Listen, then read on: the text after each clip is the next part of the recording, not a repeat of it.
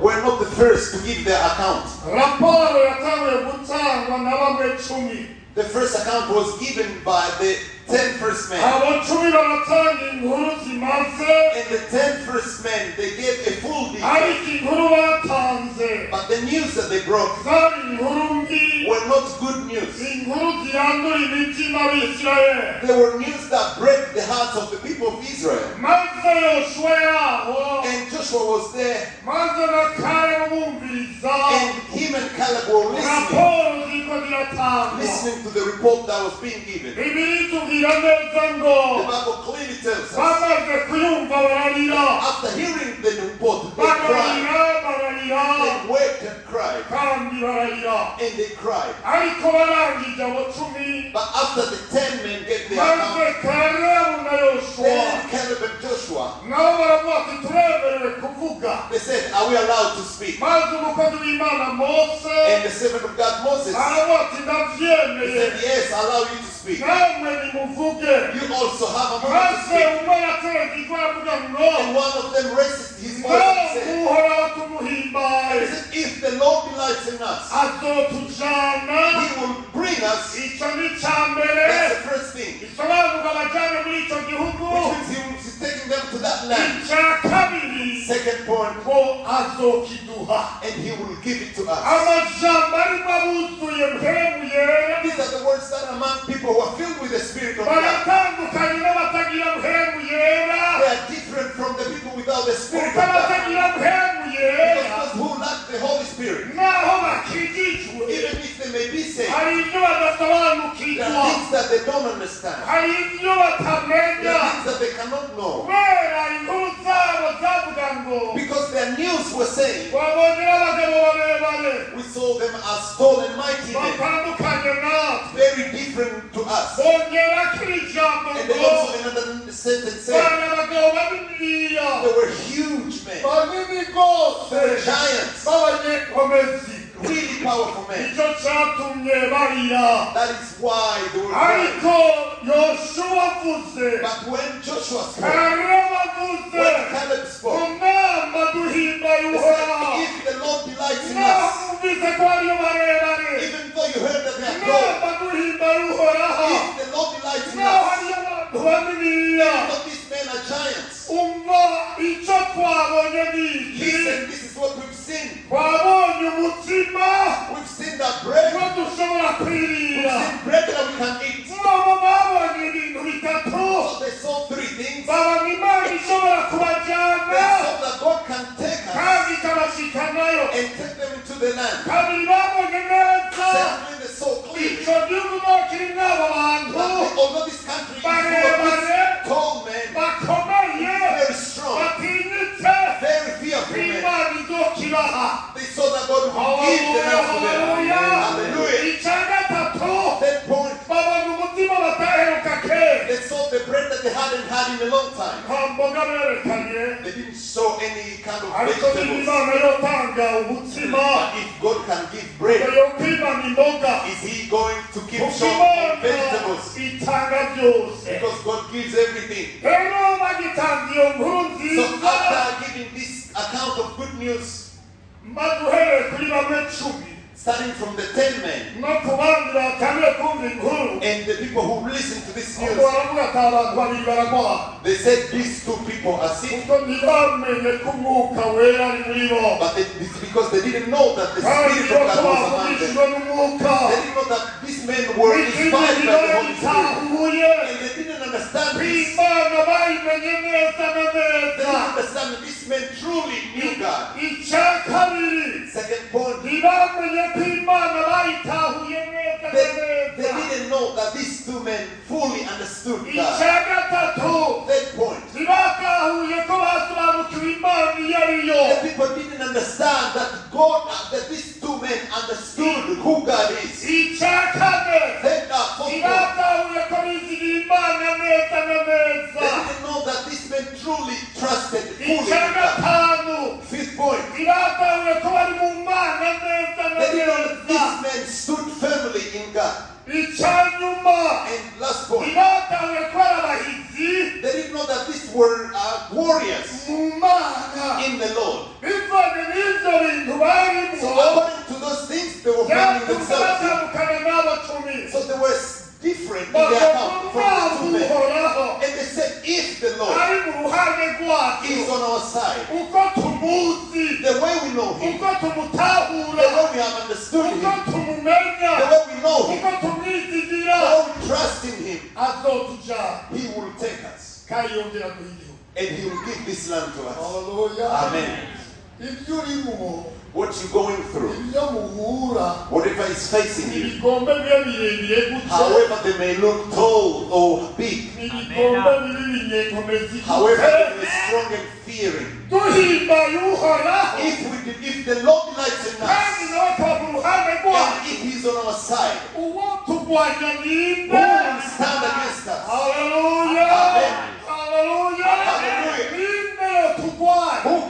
Who can fight us? In their faith. Their faith came from somewhere. They remembered the wonders that God has done for them since the land of Egypt. They remembered that. They remembered that it was no one else, it was only God who took them out. Secondly, they remembered that God allowed them to cross the Red Sea. And they remembered that. They also remembered the way God gave them manna. They were really hungry. And they remembered the way God gave them meat in the wilderness. And when they remembered all these things that God has done, they said, if God is still with us, the one who did those things with us, the one who took us from there, the one who took us from the camp, the one who took us from our countries of birth, the same other things he can also bring to us. He can also take us through other things. If he has given us wives, and he's given us children, what is it that God cannot give us? If God is still with us, the one who was with us throughout our education, through primary school, the God who was with us through university and we completed our studies, the same God who was with us and throughout college he was with us and we completed our studies. If that God is still on our side, these things that we can see in front of us, these things that make us cry, these things that are worrying us, can he not give them to us? Amen. If you want God to give you something that you were lacking,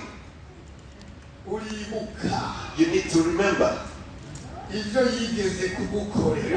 the things that he once did for you. The strength of these two men came from remembering where God took them from. The things that God did. And then they remembered Jericho. Hallelujah. They remembered how the walls destroyed themselves. And if he's still with us, amen. Amen. Hallelujah. Amen.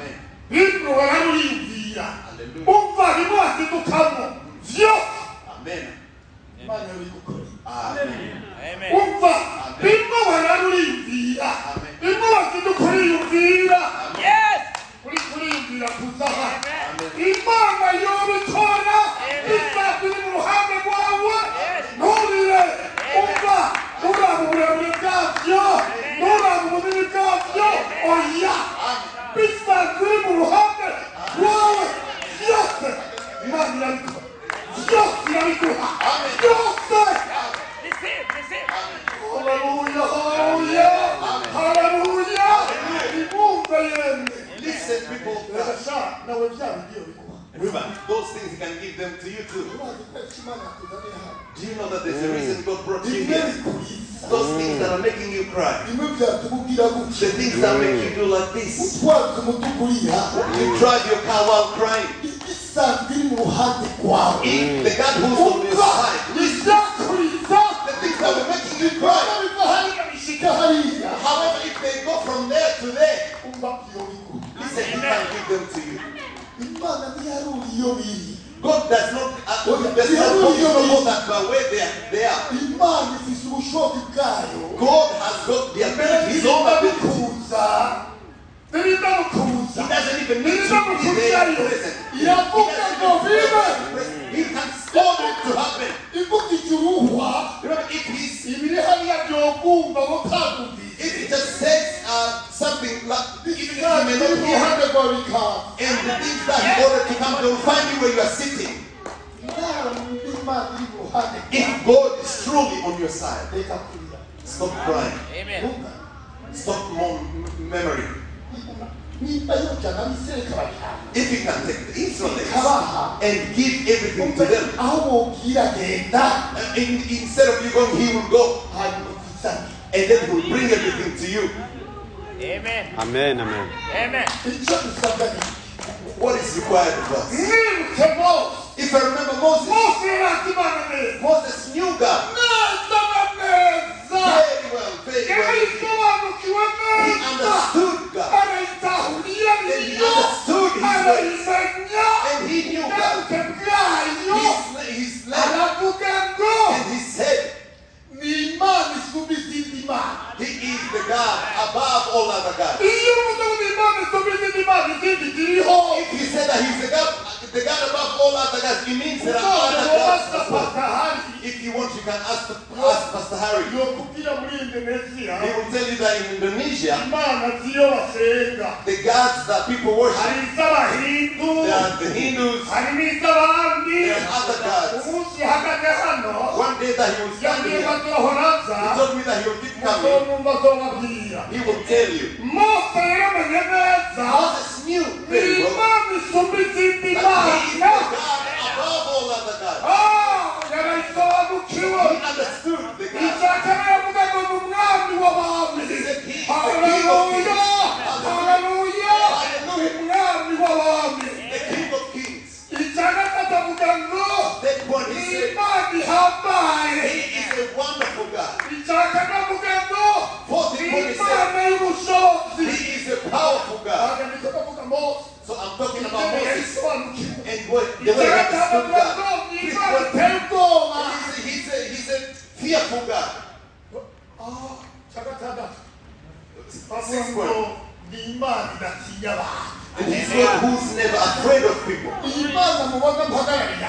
The God that I'm representing here, the one that I'm speaking about, He does not fear people. He does not fear things. He said, I'm protecting you. Hallelujah. Hallelujah. Then the last one, He said, the way He understood God, He's never corrupted. Amen.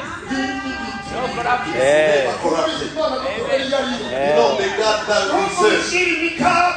You may think you may give Him bread. You may think you may take Him.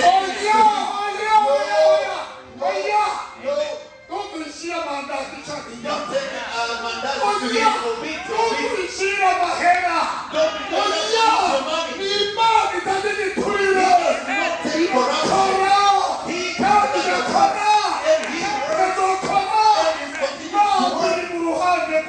if He is on our side, the people in this church, listen to me. If God is on our side, isn't there something that God can do for us? Hello? Is He not to do it or He won't? Can He lead us to the things that we want? Can He grant to us the things that we pray for? Can He give us what we're looking for? This is the message that I have. God bless you. Amen. Amen. Amen. We want to pray for people. Listen. Understand God first. You heard the things that God, Moses knew about Him. I cry and I'm saddened by all of us, even myself. I worry for my own life sometimes. The God who brought me from Tanzania in the refugee life, even if I cannot mention other things, and He gave me this country, Australia. What is the thing that would make me cry? What is the thing that would make me be very fearing? I had no part in coming here. It was all God. The God who gave me that lady and took her other women, God took her and God gave me the very one woman. Do you think that He would fail to give me other things? The one who gave me the in-laws and the grandchildren, if He is truly on my side, the one who gave me, the God who gave me all of you who are here, the things that are remaining, is He going to fail to give them to me?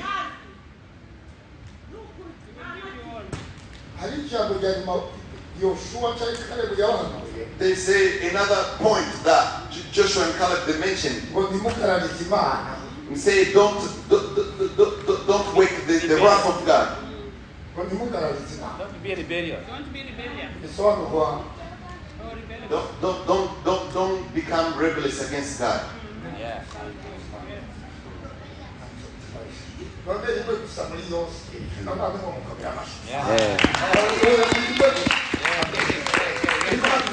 Amen.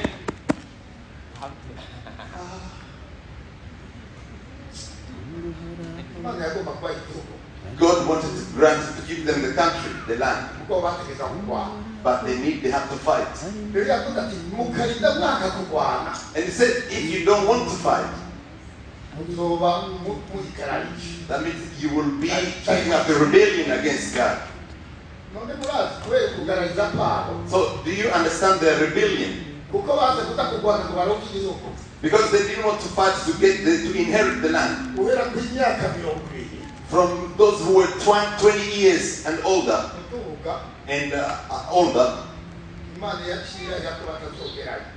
God said that they will never get to the promised land, except those two people that I mentioned to you. They died in the wilderness. So listen. The news that I'm giving to you, believe in Him. Listen to me, people. You came from where I came from. You live in the life that I'm living. If you believe, those who believe that God was going to take you to the things that you've been praying for, and for Him to grant them to you, if He is on our side, He's going to bring us to the things that we want, and He will give them to us. Do you agree? Who wants to be prayed for? Who needs prayer? I want to pray. Amen. Those who accepted the word of God, and the one who believed in the word of God, they will be brought to where they want, and they will be given what they want. But if there is something separating you from God, repent. If there is an obstacle between you and God, repent and remove it. And as you stand on your feet, repent in front of God and tell Him. And the rest, He is going to bring a smile on your face. If He truly on your side, the very things that have taken so long, He will do. He will take you. Hallelujah.